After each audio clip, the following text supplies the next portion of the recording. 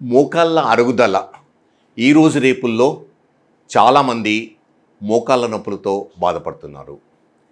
ఇది దేనివల్ల వస్తుంది? వీటి కారణాలేంటి?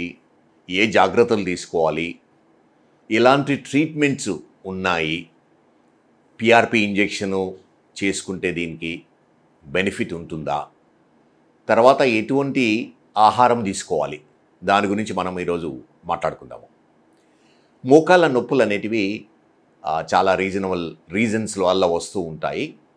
కానీ వయస్సు వచ్చిన వాళ్ళలో మోకాళ్ళు అరగడం వల్ల ఆస్టియో ఆర్థరైటిస్ అంటాం. అంటే జనరల్ వేర్ అండ్ టేర్ వల్ల కీళ్ళు అరిగిపోయి గుజ్జు తక్కువై బోన్ ఎక్స్పోజ్ అయ్యి నొప్పి వస్తుంది. దీన్ని ఆస్టియో ఆర్థరైటిస్ అంటాము. ఇది ఎందుకు వస్తుందంటే డే టు డే యాక్టివిటీస్లో ఏమవుతుందంటే చిన్న చిన్న ఇంజురీస్ వల్ల కార్టిలేజ్ అంటే జాయింట్ లైనింగ్ డ్యామేజ్ అవుతుంది. నార్మల్ పర్సన్స్లో ఇది రిపేర్ అవుతుంది. కానీ ఎవరికైతే ఈ ఆస్టియో ఆర్థరైటిస్ టెండెన్సీ ఉందో వాళ్ళలో ఈ రిపేర్ మెకానిజము ఫెయిల్ అవుతుంది. దానివల్ల అరిగిపోయి నొప్పి రావడము ఉంటుంది. ఈ సిమ్టమ్స్ ఎలా అంటే నొప్పి, స్టిఫ్నెస్ రావడము, స్వెల్లింగ్ రావడము, మెట్లు ఎక్కి దిగడము ఇబ్బంది కావడము, కింద కూర్చొని లేవడం ఇబ్బంది కావడము, కొన్ని రోజుల తర్వాత నిలబడితే కానీ కొంచెం నడిస్తే కానీ నొప్పి ఎక్కువ అవుతుంటుంది. ఎగ్జాక్ట్ రీజన్ ఎందుకు వస్తుందో చాలా వరకు తెలియదు. ప్రాబబ్లీ ఇండియాలో దీని ఇన్సిడెన్స్ ఎక్కువ ఉంటుంది. ఎందుకంటే ప్రాబబ్లీ మన అలవాట్లు మెట్లు ఎక్కడ దిగడం ఎక్కువ చేస్తూ ఉంటాము, కింద కూర్చుంటుంటాము. ఇది వన్ ఆఫ్ ది రీజన్. ఇది జెనెటిక్స్ వల్ల కాదు, జీన్స్ ఎప్పుడు ఐసోలేట్ చేయలేదు. సో ఇది 4 స్టేజెస్లో ఉంటుంది ఆస్టియో ఆర్థరైటిస్ అనేది. Stage 1 to stage 4. 90% of the పేషెంట్స్కు ఆపరేషన్ లేకుండానే ట్రీట్మెంట్ ఇవ్వడానికి వీలవుతుంది.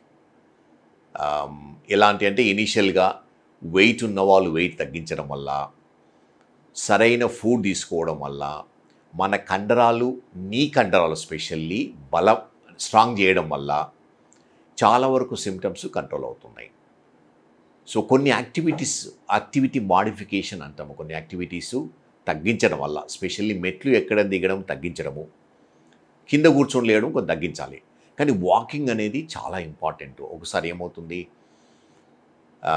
నా దగ్గరకు వచ్చి అడుగుతూ ఉంటారు, సార్ డాక్టర్ దగ్గరికి వెళ్ళాను, ఎక్స్రే తీశారు, కొంచెం అరిగిపోయింది, మీరు వాకింగ్ ఆపేయండి అమ్మా, రెస్ట్ తీసుకోండి అని చెప్పారు.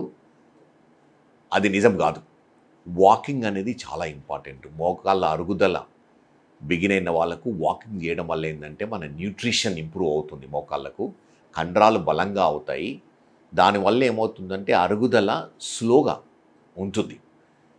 ఏమి యాక్టివిటీ లేకుండా సెడెంటరీగా ఉండడం వల్ల తొందరగా అరిగిపోతాయి. అందుకని వాకింగ్ అనేది చాలా ఇంపార్టెంట్.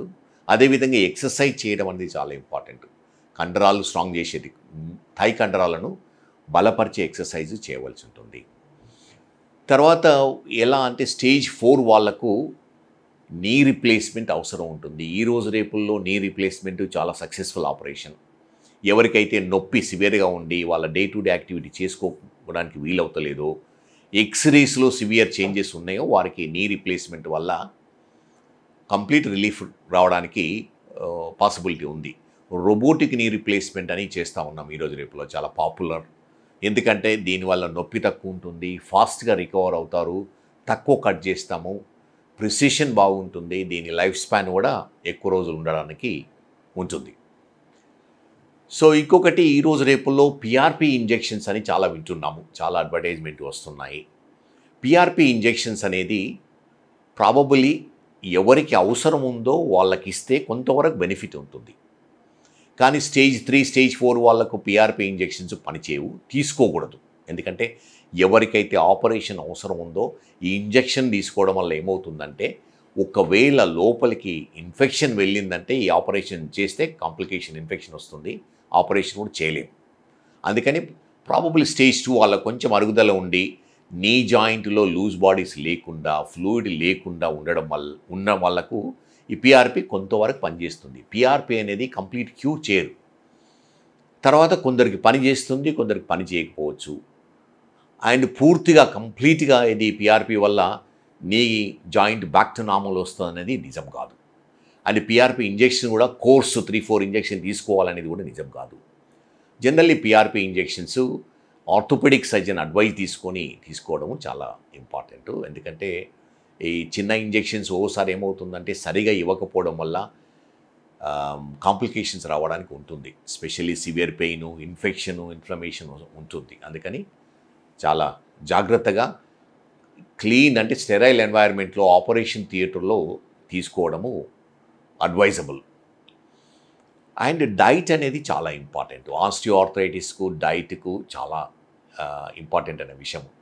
మనము మన బోన్స్, మసిల్స్, జాయింట్స్ స్ట్రాంగ్గా ఉండాలంటే మనం హెల్దీ ఫుడ్ తీసుకోవాల్సి ఉంటుంది.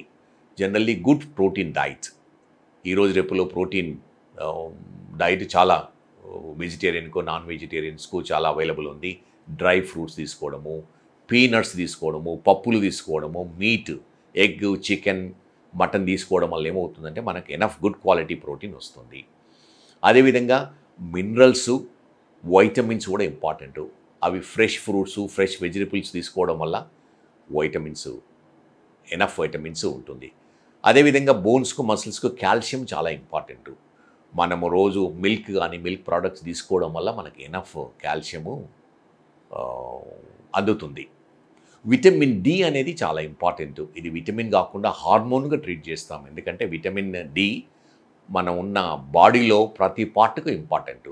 స్పెషల్లీ బోన్స్కు, జాయింట్స్కు, మసిల్స్కు చాలా ఇంపార్టెంట్. ఇది డెఫిషియన్సీ ఉండడం వల్ల బోన్ పెయిన్స్ వస్తుంటుంది, వీక్నెస్, ఫ్యాటిగ్, తొందరగా టైర్డ్ కావడము లాంటిది సిమ్టమ్స్ ఉంటాయి. విటమిన్ డి అనేది జనరల్లీ మన స్కిన్లో కొలెస్ట్రాల్ నుంచి ప్రొడ్యూస్ అవుతుంది సన్లైట్ వల్ల. కానీ ఈ సన్ రేస్ అనేది 10 AM నుంచి 3 PM మధ్యన ఉన్న సన్ రేస్లనే ఈ అవసరమైన అల్ట్రావైలెట్ రేస్ ఉంటాయి. అప్పుడే ఎక్స్పోజ్ ఓవర్ 30 minutes మన స్కిన్ ఎక్స్పోజ్ చేస్తే మనకి ఎనఫ్ విటమిన్ డి ప్రొడ్యూస్ అవుతుంది. మోస్ట్ ఆఫ్ ది టైమ్ ఇది ప్రాక్టికల్గా పాసిబుల్ కాకపోవచ్చు చాలామందికి. ఈరోజు రేపుల్లో బిజీ లైఫ్లో ఐటీ జాబ్ చేస్తూ మిగతా యాక్టివిటీస్, ఇండోర్ యాక్టివిటీస్ ఉన్న వాళ్ళకు పాసిబిలిటీ ఉండకపోవచ్చు. అందుకని ఈ విటమిన్ డి సప్లిమెంటేషన్ తీసుకోవడము అవసరం ఉంటుంది. ఇనీషియల్గా ప్రాబబుల్లీ 60,000 యూనిట్స్ వీక్లీ ఒకసారి వేసుకొని 6 weeks తర్వాత మంత్లీ ఒకసారి వేసుకోవడం వల్ల ఉపయోగపడుతుంది. ఈ vitamin D tablets or liquid వేసుకోవడం వల్ల ఏంటంటే టాక్సిసిటీ రాదు. ఇంజెక్షన్స్ తెలియకుండా విటమిన్ డి ఇంజెక్షన్స్ తీసుకోవద్దు. మనం విటమిన్ డి లెవెల్ చెక్ చేసుకొని మరీ తక్కువ లెవెల్లో ఉంటే విటమిన్ డి తీసుకోవాల్సి ఉంటుంది. అదర్వైజ్ ఇంజెక్షన్స్ లేకుండానే టాబ్లెట్స్ తీసుకోవడం అనేది ఇంపార్టెంట్. సో ఈ విధంగా osteoarthritis of the knee joint ఒకసారి వచ్చిన తర్వాత దాని ఫర్దర్ ప్రోగ్రెస్ తగ్గించడం అనేది ఈ మనం ఎక్సర్సైజ్ చేయడం వల్ల, నీ కండరాలు స్ట్రాంగ్ పెట్టడం వల్ల, తర్వాత healthy food, good protein, vitamins, minerals తీసుకోవడం వల్ల ఈ ఆస్టియోఆర్థరైటిస్ను కొంతవరకు స్లో డౌన్ చేయొచ్చు. ప్రాబబ్లీ ఆపరేషన్ అవాయిడ్ చేయడానికి పాసిబిలిటీ ఉంది.